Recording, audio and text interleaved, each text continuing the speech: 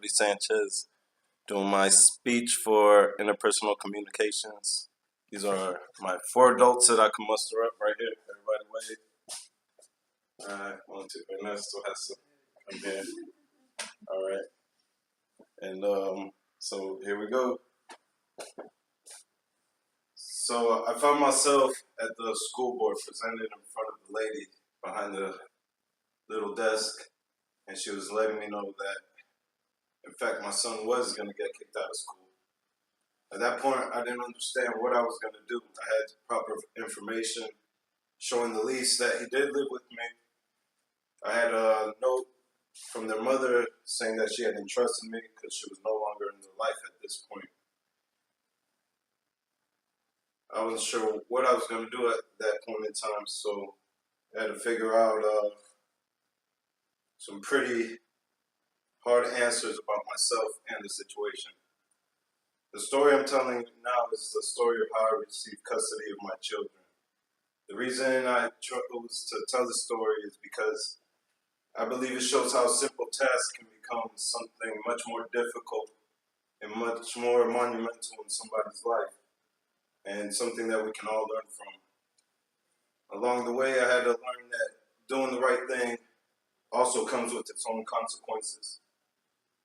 That to strive for our goals usually require heavy sacrifices, and there's nothing quite like achieving those goals at the end of the day. Due to unforeseen circumstances, I received custody, I attained my children. They started living with me, but I did not have official custody as of yet. The first incident that came up was the school board came to tell me that my son didn't in fact live with me. So I had to present him with them with an address of his physical residence. I presented them with the lease, and they told me that I was not their custodial parent, to which I went and got a notarized letter from the mother showing that they did live with me. Even though I got both proof of information, I was met with that they were still indeed going to kick him out because I couldn't prove where their mother was. At this point, their mother was not in the picture, and she was difficult to track down. When I went to child support, they were also threatening me with suspending my license because I was not paying child support due to the fact that the children were also living with me. So there was another obstacle that I faced when I was trying to do, quote unquote, the right thing. Also, my oldest son had severe trouble with separation, and he had to go through behavioral therapy, which in turn was a hard time for my family and for him, both internally, externally. We had to spend a lot of time and a lot of money to keep him attending these classes. At this point in my life, I decided that I had to stabilize the situation.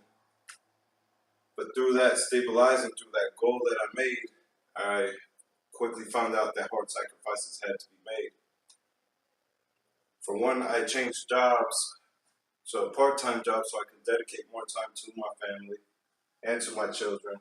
Try to be there to do more homework, be there more in the mornings, make sure they're ready for school and there for breakfast time, which created a financial strain on the family because now I was providing for myself and 3 other children full time, 7 days a week.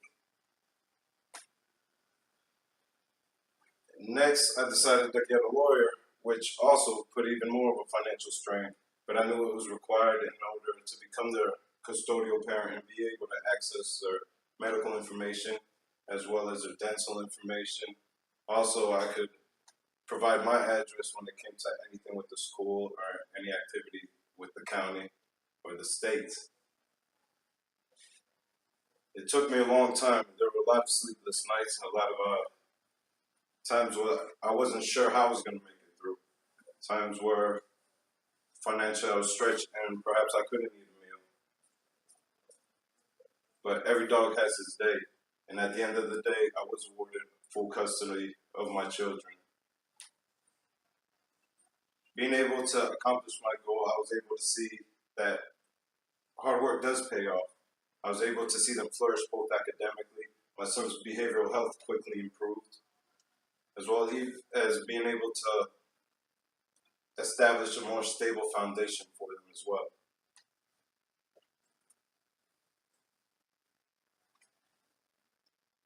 During which there was a lot of people who contributed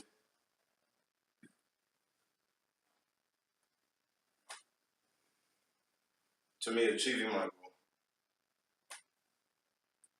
But at the end of the day, we have to realize that we have to be the catalyst to strive when we try to achieve those goals. So I had to choose to do the right thing and bear the consequences for those actions, even though I was attempting to do something that might righteously or ethically feel like it's the correct thing to do. I was still faced with adversity. In trying to achieve goals, sacrifices still had to be made. And I understood those and I was willing to undertake those. So I feel as though I was able to learn through the experience of myself. So at the end of the day, a lot of the people who